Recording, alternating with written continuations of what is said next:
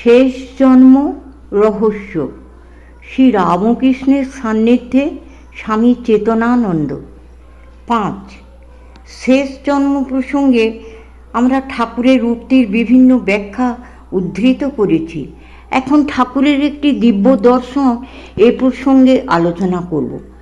শাস্ত্রে আছে এবং লোকপ্রবাদও আছে, কাশীতে মরলে শেষ জন্ম অর্থাৎ মুক্তি হয়।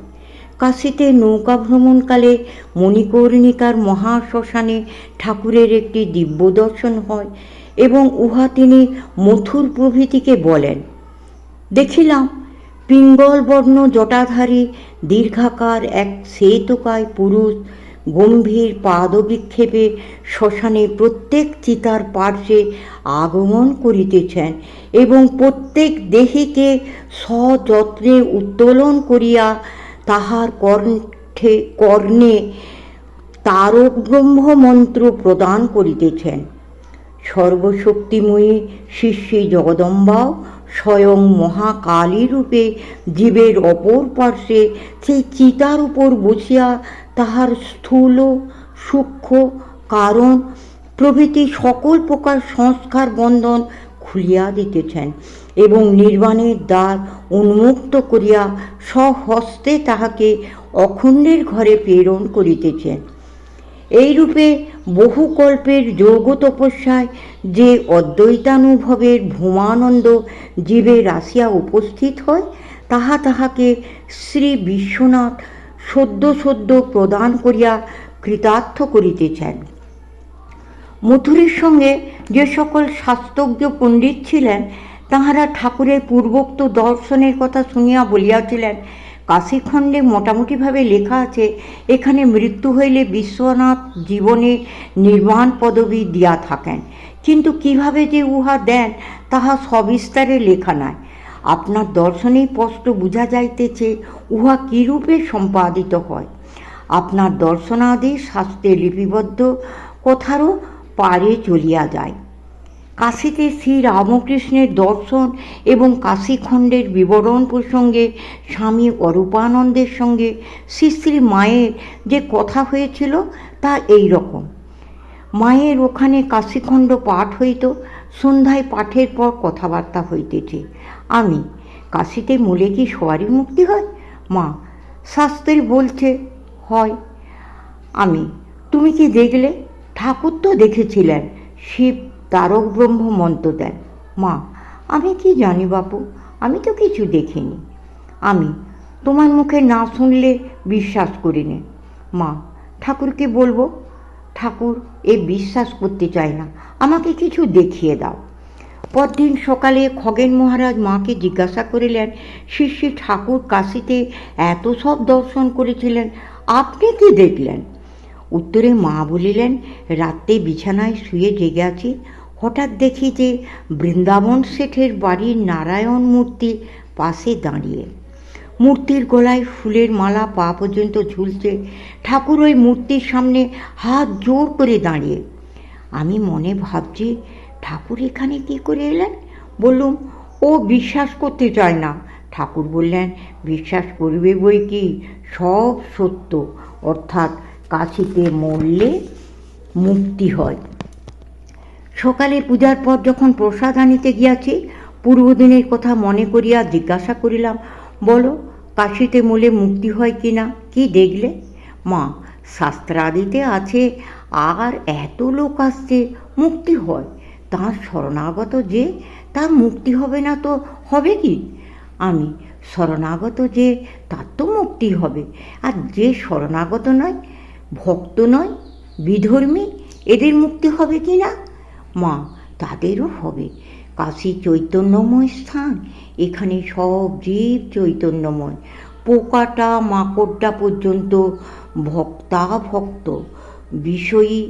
যে এখানে মরবে, কীট পতঙ্গ পর্যন্ত, তারই মুক্তি হবে। আমি, সত্য বলছ? মা, হ্যাঁ সত্য বই কি, নইলে আর স্থান মাহাত্ম কি? প্রসাদী মিষ্টির গন্ধে আমার হাতে একটি মাছি বসিয়াছিল, সেটিকে দেখাইয়া বলিলাম, এই মাছিটারও? মা, হ্যাঁ মাছিটারও হবে। একবার স্বামী শান্তানন্দ কাশি থেকে কোয়ালপাড়ায় মাকে দেখতে যান। কোথায় কোথায় তিনি মাকে বললেন, কাশিতে যারা মরবে বলে যায় বুড়িরা, তাদের মা বড় কষ্ট, হয়তো বাড়ি থেকে টাকা পাঠাতো, বন্ধ করে দিয়েছে, নিচে স্যাঁতস্যাঁতে অন্ধকার ঘরে থাকতে হয়। মা: হ্যাঁ, বুড়িদের খুব কষ্ট দেখেছি। যখন কাশিতে বংশী দত্তের বাড়িতে ছিল, সামান্য চাল ভিক্ষা করে এনে হয়তো ভিজিয়েই তা খেয়ে ফেলত, রাঁধত না। শান্তানন্দ: বুড়িরা মরতে গিয়ে আবার দীর্ঘজীবী হয়। মা: বিশ্বনাথ দর্শন স্পর্শনে পাপ ক্ষয় হয়, তাতেই দীর্ঘজীবী হয়। বৃন্দাবনে শাঁখের জল গায়ে দেয়, প্রসাদ খাওয়ায় বলে দীর্ঘজীবী হয়।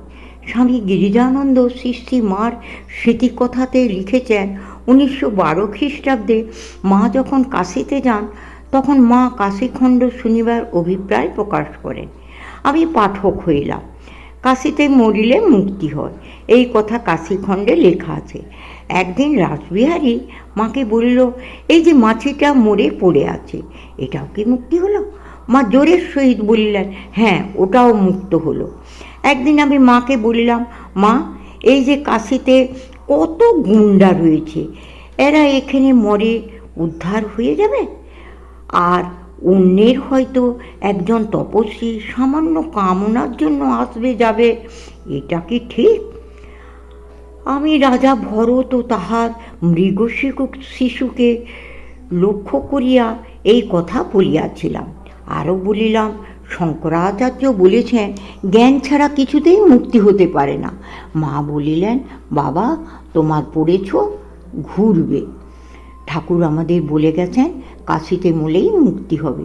ভগবানের এই তো অহৈতুকী কৃপা, সব জায়গায় সাধন করে মুক্তি হবে। এখানে তিনি বিনা সাধনেই জীবকে মুক্তি দেন। পরে উপনিষদে ঠিক এইরূপ কথা পায়, অত্র হি যন্ত্রুঃ প্রাণেষু উৎক্রমমানেষু রুদ্ধস্তারকং ব্রহ্ম ব্যাচস্তে যেনাসাম মৃতি ভূত্বা মুক্তি ভবতি তস্মাৎ বিমুক্তমেব নিষেবত অবিমুক্তং ন বিমুচ্যেত। প্রাণ উৎক্রমণকালে রুদ্রদেব এইখানে জীবকে ত্রাণকারক মন্ত্র দান করেন। ইহা দ্বারা জীব মৃত্যুরহিত হইয়া মোক্ষ লাভ করে। সুতরাং মুক্তিক্ষেত্র কাশীতে সর্বদা বাস করিবে, কাশীবাস ত্যাগ করিবে না। শাস্ত্রের উক্তি, শ্রী রামকৃষ্ণের দর্শন, শ্রী মায়ের দর্শন প্রভৃতির উপর বাদানুবাদ চলে না, তা অভ্রান্ত সত্য। তবু অবিশ্বাসী মন সন্দেহের বাতাসে ক্রমাগত দোলায়িত হয়। একবার জনৈক প্রবীণ সন্ন্যাসীকে জিজ্ঞাসা করা হয়, কাশীতে মলে শেষ জন্ম, আপনি বিশ্বাস করেন? সাধুটি সুন্দর উত্তর দেন, আমার যদি সেই বিশ্বাস থাকতো তবে তো কাশীতে গিয়ে আত্মহত্যা করতুম। মঠ জীবনের প্রারম্ভে বিদ্যারণ্য মুনির জীবন মুক্তি বিবেক খুব পড়তুম, এবং কি করে মনোনাশ, বাসনা ক্ষয় ও তত্ত্বজ্ঞান তিনটি একই সঙ্গে হয় তা নিয়ে খুব চিন্তা করতুম।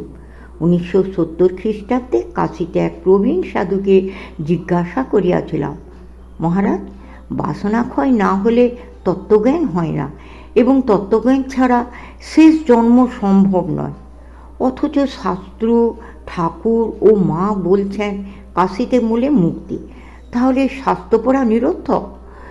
বেদান্তাদি শাস্ত্র গঙ্গার জলে বিসর্জন দিয়ে কাশীবাসী হওয়াই ঠিক।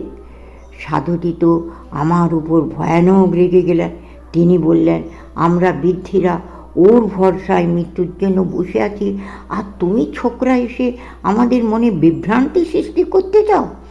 আমি বলল, না মহারাজ, আপনি প্রবীণ শাস্ত্রজ্ঞ সাধু, আমি আপনার কাছে সত্য জানতে চাই। তিনি তখন শান্তভাবে বললেন, তুমিও ঠিক, আমিও ঠিক, অর্থাৎ জ্ঞান ছাড়া মুক্তি হয় না, আবার কাশীতে মলে মুক্তি হয়।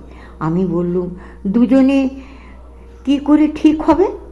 তিনি একটু হেসে বললেন, বাবা বিশ্বনাথ শেষকালে জ্ঞানটি দিয়ে দেন, জনৈক সাধু একবার মহাপুরুষ মহারাজকে কাশীতে বাসের অনুরোধ করায় তিনি বলেন, আমাদের বাবা সকল জায়গায় কাশীর, যেখানে যে অবস্থায় শরীর যাক না কেন সবই কাশী প্রাপ্তি। যার হৃদয়ে সেই বিশ্বনাথ ঠাকুর বিরাজ করছেন তার হৃদয়েই তো কাশী। ক্রমশ